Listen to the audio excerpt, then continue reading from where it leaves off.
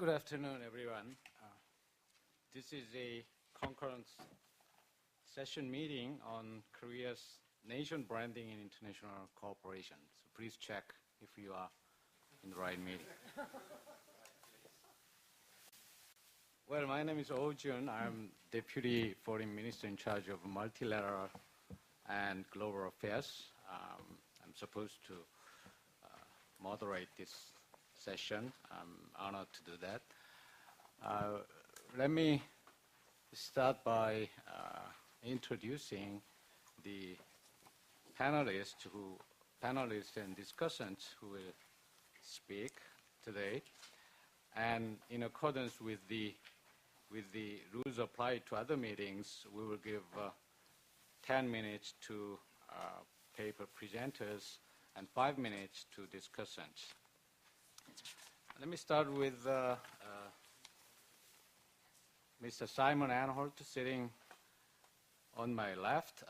As you know, you already heard him at the previous meeting, and he's currently a member of the British government's Public Diplomacy Board, and he's well known for having launched the Anholt Nation Brand Index, and he's editing them annually, I think, which provides rankings by brand value of cities and countries. Sitting on his left is Professor Nicholas Kerr, who is a professor of public diplomacy at the University of Southern California, and he holds a PhD from the University of Leeds, and he has been teaching at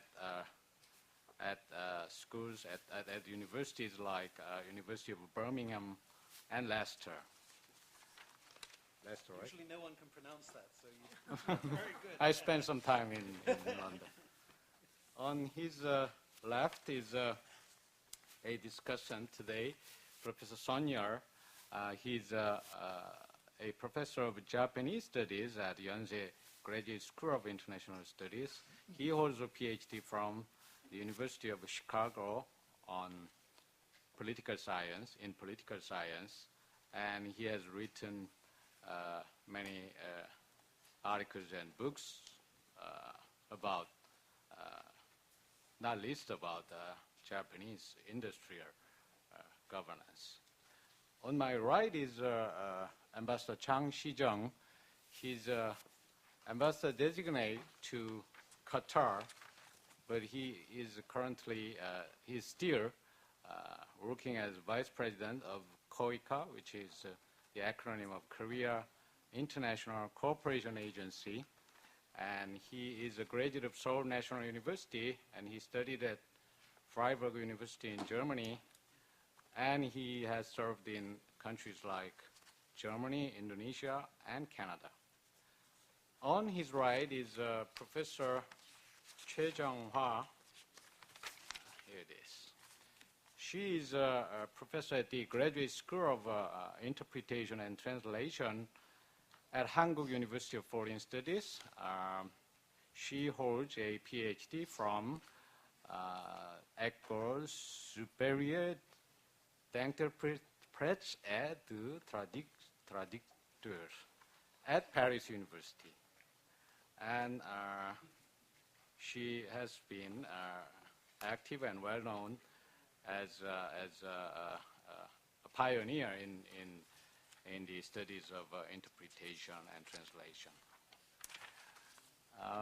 On her right is Director General Lee Yoon, who is my colleague, and he is the Director General for Policy Planning at the Ministry of Foreign Affairs and Trade. He's a graduate of Seoul National University, and he holds a master's degree from Columbia University in New York. He has served in countries like the Netherlands, Japan, the Philippines, and New York. So having introduced all the panelists, I would like to start with an exchange I had with some other participants yesterday. at the lunch we had here yesterday, a gentleman sitting next to me was flipping through the conference program and checking out the meetings, I guess. And he asked, what is nation branding?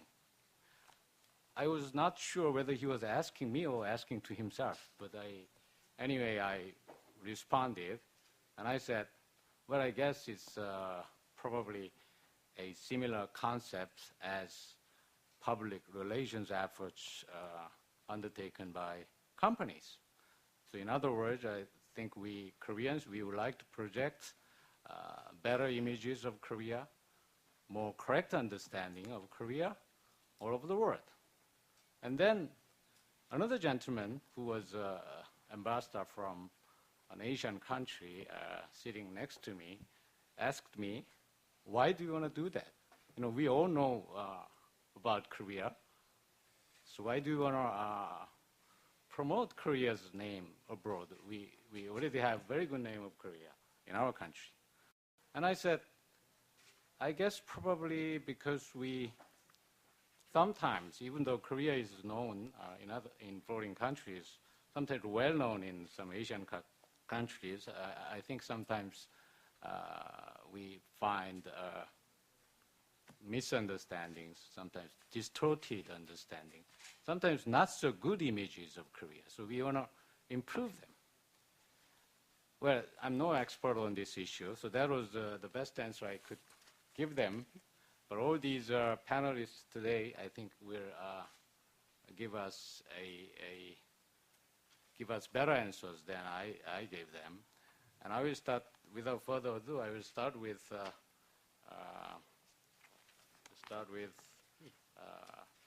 Mr. Simon Anhart, please. Thank you very much, Minister. Right, 10 minutes. I think I should be able to just cover three of the 11,422 subtopics that there are in this field. The first one is about integrity, and I have shamelessly taken my lead from Professor Kull's very important words at the end of the last session. For heaven's sake, let us please do these things for the right reasons. This is something that both of us, in our different ways and in our different fields, have been saying for a great many years. If you do the right things for the wrong reasons, people are not stupid and they will realize it. Something that I've been saying to governments for many years is that the moment you have decided that you're interested in your nation's image, you should then forget about it. And you should stop thinking about image, and you should stop thinking about reputation, because it contaminates your thinking and it contaminates your planning, and it makes you do things for the wrong reason. And if you do things for the wrong reason, people will find you out very, very quickly indeed. So that's a question of integrity. Integrity is a word which is often used in this and in many other fields. Just have a think about the origin of that word, integrity. It comes from the Latin word which means whole, W-H-O-L-E. Integrity, in other words, is about being one thing, about learning how to be yourself. This is extraordinarily difficult for a country, especially for a large, modern, wealthy, thriving, prosperous country. This is one of the reasons why I dislike the term nation branding. There are so many more differences than there are similarities between products and countries. But perhaps the most obvious difference is that products benefit from being simple. And it's possible to brand a product because it's just one thing, and it does one thing. And it has a USP, a unique selling proposition. And that's really rather easy to sell. So if you're selling washing powder to wash your clothes, Persil is the brand which comes to my mind. Persil washes whiter. Can you say one thing about Korea that's really true? Of course you can't. It's a country. Now, when you're trying to sell a corporation, that's a little bit different, because you're there under a contract of employment, which is a very different thing from a social contract. People are there because they're employed by you. And it's no accident that the countries which have been most successful in branding themselves are the ones which are run most like corporations. Dubai, Singapore, North Korea. These countries have been enormously successful at creating a single, simple-minded, powerful, occasionally negative, but undisputably very powerful image of themselves, because they're run by like corporations. A corporation is not a democracy. A corporation is a kind of tolerated tyranny, where you have a man, usually, in charge, who is the chief executive officer. And he is a mad bastard who stands up on the table and says, this is my brand, this is my vision, and if you don't like it, you're fired. Governments of democratic countries don't do that and shouldn't do that. So in a sense, nation branding is the problem. It's not the solution. We can't brand Korea. We can't brand any country if a brand is a childish simplification of the complexity of a country. It's public opinion that brands countries. It's public opinion that turns France into purely a lifestyle product, or Italy purely into a sexy country where they know about fashion, or Switzerland purely into the country where they make clocks and chocolate. This is branding, and it's a bad thing, because it takes the richness and the complexity and the diversity of a rich, complex, diverse country, and it turns it into a silly, childish narrative. So in a sense, what we should be talking about here is not nation branding, but exactly the opposite.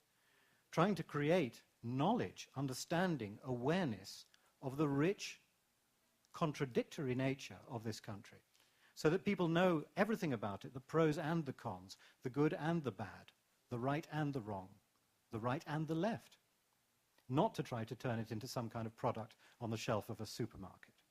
Nation branding, for this reason, is a very dangerous concept, because it runs the risk of trivializing something very important, which a lot of people have spent a great many years fighting for. That was my first rant. So the second thing is a very tiny point, but it's one I want to underline because it's important. A lot of the discussion in the previous session confused two very important audiences. When you're talking about the way a country is perceived in other countries, you must always distinguish between mass audiences and elite audiences. They are quite different, and they behave in quite different ways. People like us who go to conferences like this normally only relate to elite audiences. We spend our time reading fancy newspapers. We read The Economist, we read the Wall Street Journal. We meet ambassadors and journalists and investment brokers and diplomats. And we end up getting the impression that everybody in the world is very well informed about our country. Now, if you talk to the elite audience about Korea, you will get a very flattering impression of the image of your country, because it's the job of elites to know the facts.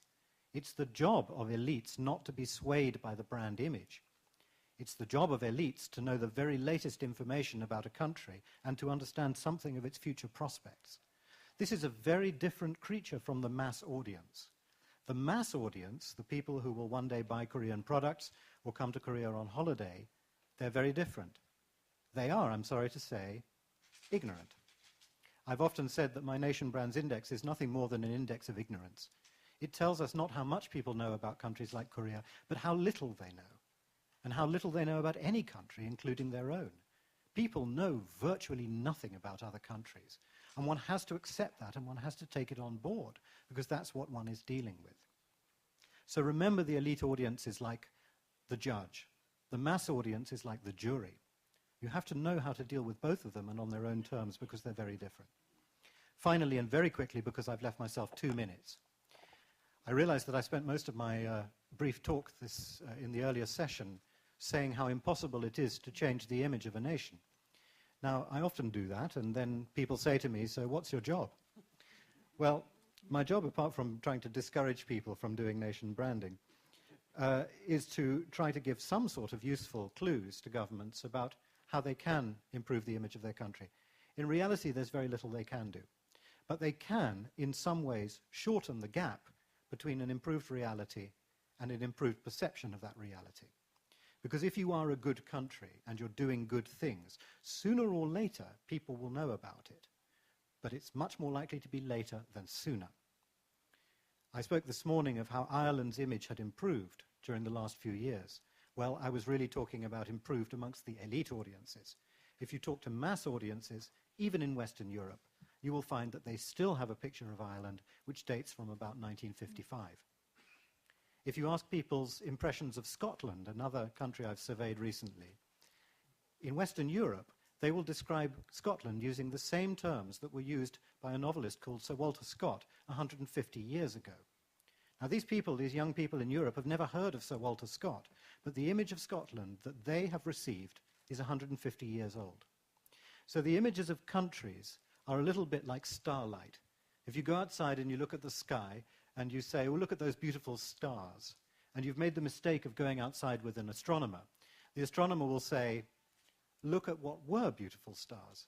Because, of course, the stars you're looking at today died hundreds of millions of years ago, and the light has only just reached us now. Countries are like that. So next time you feel impatient about how slow the world is at recognizing Korea's achievements, remember the starlight effect. Normally, it takes about 100 years before an indifferent public in another part of the world notices what you're doing, because, as I said before, you are of no relevance to them. So what can you do? Well, you can do, I think, 3 things. First of all, you need to have a strategy. What is a strategy? It's a shared vision of where the country is going, what the country is for. What is South Korea for? I think in the globalized world, this is a tremendously difficult and tremendously important question to answer. What are you for? À quoi sert Korea? If God accidentally slipped on his celestial keyboard tomorrow and hit the delete key and deleted South Korea, would anybody mind? And who would mind? And why would they mind? What is Korea for? The second question is to ask, what is the genius of the Koreans? I don't mean a specific industrial sector, because that might change in 10 years' time. And remember, we're talking in a 100-year timescale here. But what is the genius of the Korean people that makes them good at whatever it is they do? That's a question you need to be able to answer. And you need to look at your image today and measure it objectively, without flattering yourselves, objectively. What do ordinary people in other countries actually think about Korea today? And then have a vision of how you believe you deserve to be viewed by those people at some point in the future. In 5 years, 10 years, 50 years, 100 years' time, it doesn't matter. What reputation do you believe you deserve or could one day deserve? And then the strategy is quite simply, what do we need to do in order to earn that reputation? That's strategy. Number 2, substance. You have to do the physical things that earn you that reputation. You have to build the cities. You have to have the events. You have to give the foreign aid. The environment wasn't mentioned this morning, but it's incredibly important. One of the things my study shows me is that today, most people find it impossible to respect a country that does not proactively work towards the environment. Korea has been making good, visible public steps in this direction. I'm surprised it wasn't mentioned. That's just as important as giving aid to poor countries. And it's a way of showing that you matter, and it's a way of showing that you count. That's the substance, and there needs to be a plan for that. And then finally, the mysterious X factor, which is what I call symbolic actions. If you have the plan and you do the good things, Korea will become, gradually, a better and better country. And the world will realize that in 125 years. If you want that to happen in 25 years instead of 125, you have to make sure that the substance that you carry out as a country is particularly communicative substance. Media-friendly, if you want to use a trivial term for it. That the things you do, the actions you perform, every now and again, they are striking, memorable, distinctive, unmistakable, shocking, remarkable, romantic, fascinating, unforgettable, etc., etc. The trouble with politicians is that they're boring. Politicians need to be boring because they're dealing with very important things and because people don't vote for them unless they're boring. But doing this kind of strategy, unfortunately, requires people to be the opposite of boring. They have to understand what moves ordinary people. You would think politicians would be good at that, but they're not. They have to understand what inspires people, what attracts their attention. And that's why the public-private consortium is so very important. The private sector is very good at understanding what makes people tick, particularly in other countries.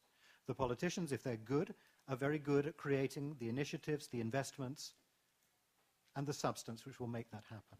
So I'll shut up now because I've overrun my time, but remember, please, those 3 things. Number 1, integrity. Forget branding, forget image. Do what you want to do because it's right for you, and the image will follow quite naturally without you having to worry about it.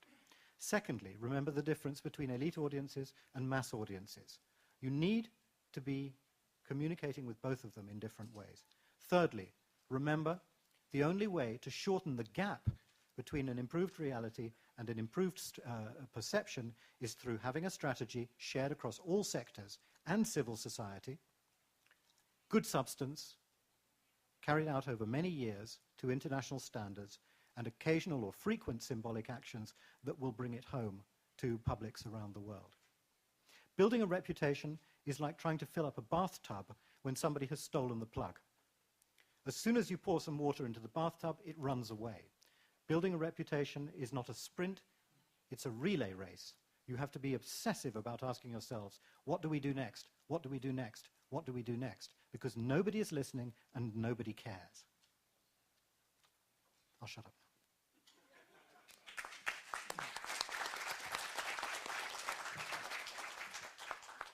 Well, thank you very much. Thank you very much, Mr. Anhorth, for that enlightening philosophical presentation. But somehow I get the feeling that our task is getting more and more difficult. Now, let me turn to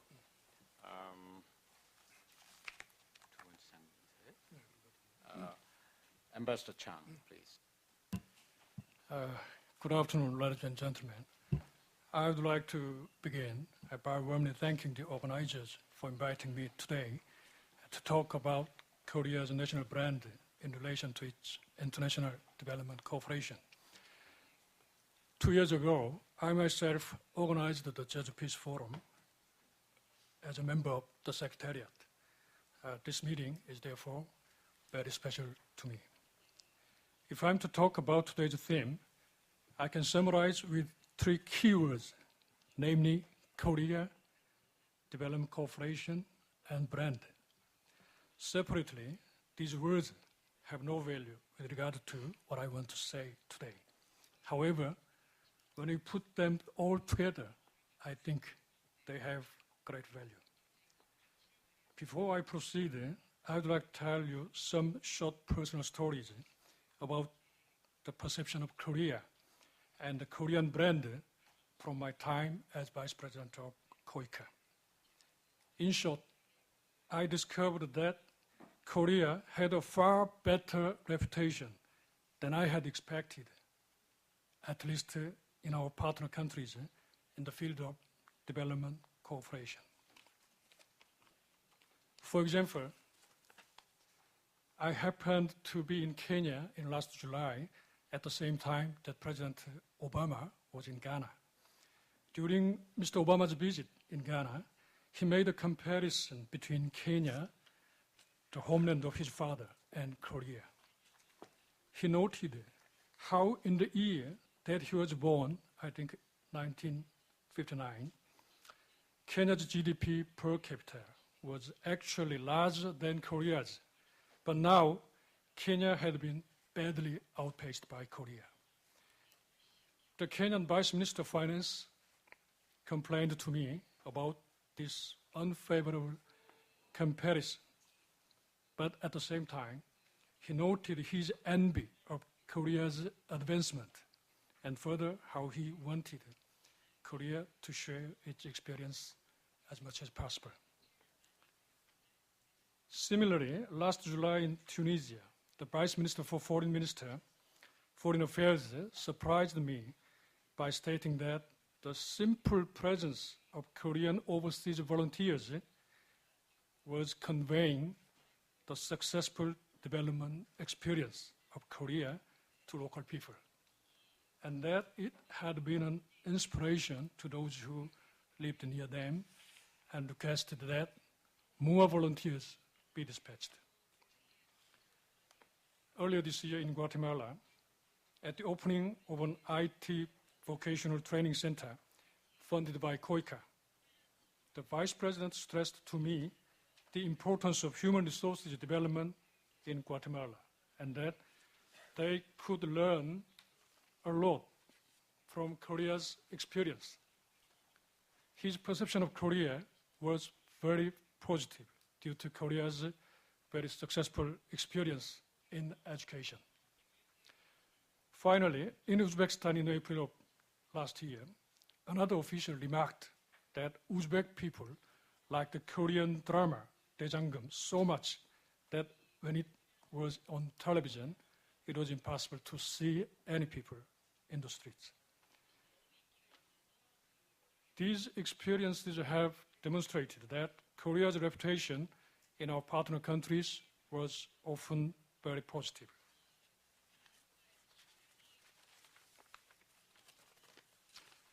Of course, I think working for an aid organization and spending most of my time with people who are looking to receive aid, there is always the chance that the compliments I have received about Korea are not real, but are in fact no more than a gracious host who wishes to smooth the path to gaining aid. However, definitely, I can all spot a true heartfelt compliment from a false one simply by its content and reasoning behind it. Once again, however, for these and all other developing countries, the task of development is very crucial and is a much more important and substantial issue than a certain country's image or brand. In fact, originally, development, cooperation, and branding are by their very nature not considered comparable or relevant to each other, in that development is much more concerned with the state of the human race. But in spite of this, I think a lack of participation in the global development agenda by any leading economy will in itself create a negative brand for the country or result in a fatal destruction of the nation's reputation. Moving from my personal experiences to a wider perspective on how development cooperation can influence Korea's national brand, I will summarize with 6 key agendas which we need to focus on, such as aid volume or innovative schemes or sharing Korea's experiences and so on.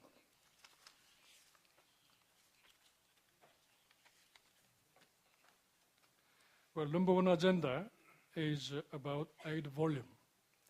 Korea's aid volume is generally regarded as insufficient compared to country's economic size. Indeed, increasing ODA volume is very essential for Korea to become a responsible member of the international community. However, the fact that Korea's ODA volume has increased at a very rapid pace during the past 20 years should not be overlooked either. For example, ODA volume in 2000 was $200 million and has since quadrupled to $800 million last year. This is definitely outstanding achievement in terms of ODA policy. Korea further also plans to scale up its ODA volume to 0.25% of GNI by 2015. The long-term plan to increase ODA has been emphasized by the Lee Myung-bak government and was reconfirmed at the Korea-ASEAN Summit meeting in June here in Jeju, and at the President's Summit meeting with President Obama in July. Prime Minister Han Sung-soo also declared at a UN MDG meeting last year that Korean governments will increase ODA GNI ratio to 0.25% by 2015, with $200 million for the East Asia Climate Partnership and $100 million to assist with the worldwide food crisis. The National Assembly's interest and support is also very strong, as demonstrated by the submission of 5 new ODA bills.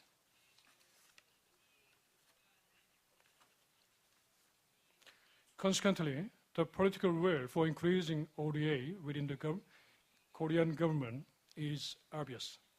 Besides political will, establishing an explicit roadmap and making it public widely also very important. However, public awareness and support at the moment is not sufficient, I think.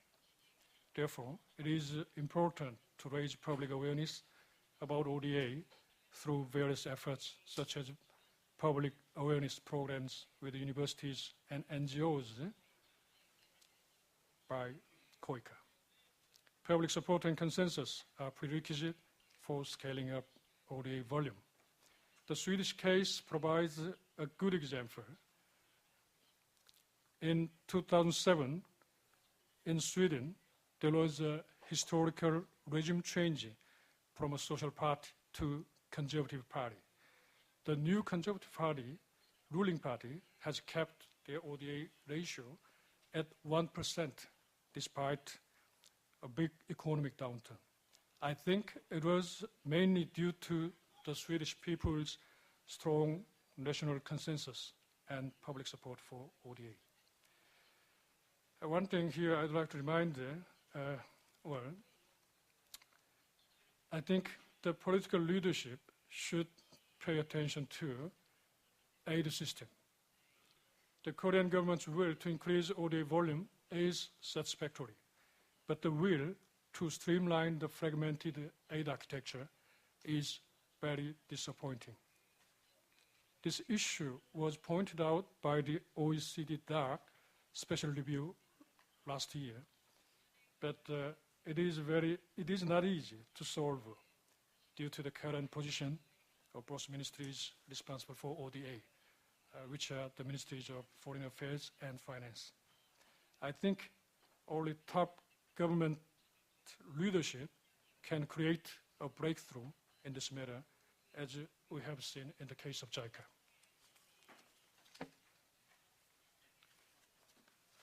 Well, number 2 item is innovative schemes, and number 3 agenda is about sharing Korea's experience in socio-economic development, and number 5, the whole of government approach. Well, about these items, please refer to handbook.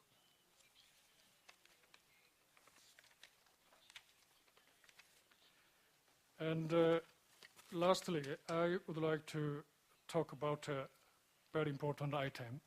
It is a long-term vision. I would like to address the fact that Korea should set up ODA policy with a long-term vision and a focus on more humanitarian factors. Some countries explicitly use aid as a means to enhance economic cooperation and strengthen their geopolitical position.